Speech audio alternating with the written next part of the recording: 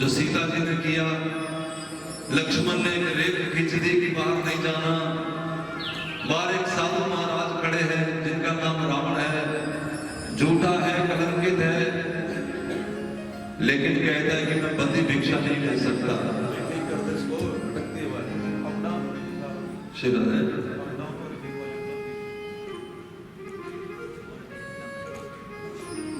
उन्होंने कहा यदि देनी हो भिक्षा तो बाहर आके दे दो।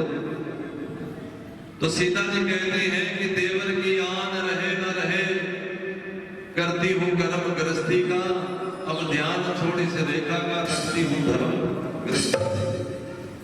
देवर की बात नहीं मानी, रेखा से बाहर आ गई, जबकि सती सीता थी, सब जानती थी क्या होने वाला है। लेकिन वो भी हम तुम्हारे लिए बता करके गई कि जब धर्म की रेख भी लागनी पड़े कि अतिथि भूखा ना चला जाए, ये गृहस्थ का पहला धर्म है। क्या हम निभाते हैं? तो धर्म कहना आसान है, धर्म निभाना बड़ा मुश्किल है। जब लक्ष्मण मूर्छित हो गए, सुखैन को उठा करके हनुमान जी ले आए, तो हनुमान जी को लाया हुआ सुखैन बोला कि राम, मैंने सोचा है कि तुमने धर्म के लिए अवतार लिया है। अब आप ये मुझे बताइए कि मैं दुश्मन के घर का वैद्य हूं, रावण के घर का वैद्य हूं मैं, क्या ये ठीक रहेगा कि मैं तुम्हारे भाई के प्राण बचाऊं जिसे उसके पुत्र ने बेहोश कर दिया? तो राम जी बोले कि भाई को छोड़िए, भगवान राम कहे जिस धर्म के लिए राजपाट तजा और पितु प्यारे का मरण हुआ, जिस धर्म के लिए भाई भरत तजा सीता प्यारी का हर्ष हुआ, उस धर्म के लिए यदि भाई भी मरता है तो मर जाए, आवाज यही होगी दिल की, धर्म नहीं जाने का। राम जी की वाणी है, क्या हम ऐसा निभा सकते हैं? तो आगे से डॉक्टर ने कहा, हे राम, मैंने जैसा सुना था उससे भी 100 गुना तुम्हें पाया है, लेकिन मैं तो केवल तुम्हारी परीक्षा के लिए पूछ रहा हूं।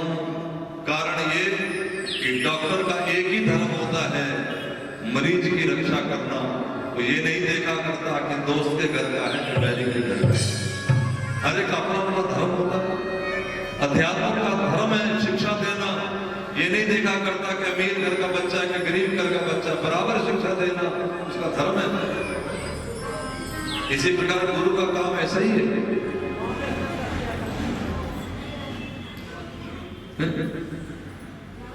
तो धर्म का नाम लेकर के हम निकल जाएंगे, लेकिन क्या पूरा कर पाएंगे? तो कोई लक्ष्य नहीं जीवन का, किधर जाना है, क्या करना है, क्या पाना है, बस जैसा आया वैसा जीविए। ऐसी अवस्था में उसके मरने की तैयारी कर ली कि मैं अब नहीं जिंदा रहूंगा। लेकिन कोई सन्यासी महात्मा आ गए, उन्होंने बड़ा प्रवचन सुनाया। देखो, भगवान सबको ही एक मौका जरूर देते, सत्संग सबको देते। दुनिया में ऐसा कोई नहीं बना जिसे भगवान सत्संग ना दे। सब ईश्वर सब दिन सब देशु, कईयों को इस फॉर्म के माध्यम से, कईयों को किसी माध्यम से, कईयों को किसी माध्यम से सत्संग पहुंचाना भगवान की कृपा, हम जरूर पहुंचा देते हैं। आगे उसको कितना अडॉप्ट करता है, कितना पकड़ता है, कितना नहीं, उसकी अपनी अपनी छूट है। सन्यासी मिला, उसने आत्मदेव को कहा, अरे भैया, जिनके पुत्र है उन्होंने क्या कमाई कर ली, तुम बिना बात के मरे चले जा रहे हो, जाओ जाकर भजन करो। लेकिन जब मन में कामनाएं बैठी हूं तब कहां प्रवचन अच्छे लगते हैं महाराज। ये तो अब हमारा मन एकदम शांत है, चुप करके बैठे हैं। अभी कोई फोन आ जाए घर से, जरा जल्दी आओ, देखिए कल मामा जी आए, गए भाई थोड़ी कथा हो गए। फिर कौन सुनने वाला प्रवचन, किसका प्रवचन, कैसा प्रवचन?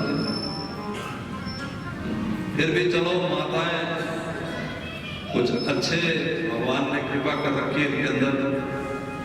देखो भाई लोग भी कुछ अपने ड्यूटी अपना काम काज छोड़ के जैसा भी ईश्वर की बड़ी मेहनती कृपा है कि जिनके दिल में याद है कि चलो दो चार काम वाले छूट जाए तो छूट जाए, लेकिन कथा सुनना जरूरी है। ये केवल भगवान की जिन पर कृपा है। बालाजी मुझे कह रही थी कि ऐसा मैंने सोचा तो मैं ऐसा किया, कोई साधना के बारे में। मैंने कहा जड़ से गलत कर रही हो एक काम, ध्यान दो। क्या ऐसा मैंने सोचा नहीं कहना, ऐसा उन्होंने सोचवाया और ऐसा उन्होंने करवाया। कोई करवाते कोई सोचते। अब यहाँ ये कह रहे चंद्र जी कि मेरे मन में आया भागवत कर लो, तो ऐसा मन में आया तो जरूर, लेकिन डाला किसने? ये सब करने वाला परमात्मा है। वैसे तो जगत के जितने काम होते संत कहते करण करावण आपने आप, लेकिन जो ईश्वरीय काम हो, जिसमें ईश्वर से संबंध कोई रचना हो, केवल और केवल मेरे प्रभु की इच्छा से ही हो सकती है, उसके अलावा कोई कर नहीं सकता।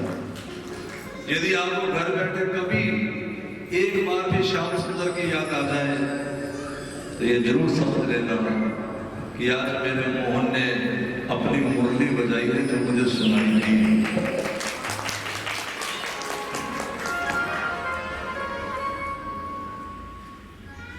अब महाराज सन्यासी के आत्मदेव को एक फल दे दिया, ये फल ले जाओ और जाकर के अपनी पत्नी को खिला दो।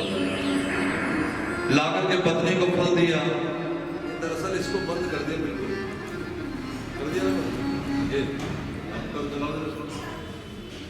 पत्नी को फल दिया तो पत्नी महारानी केवल गले से हो गया। जय जय श्री राम। पत्नी बूढ़ी हो गई थी, बड़ी हो गई थी।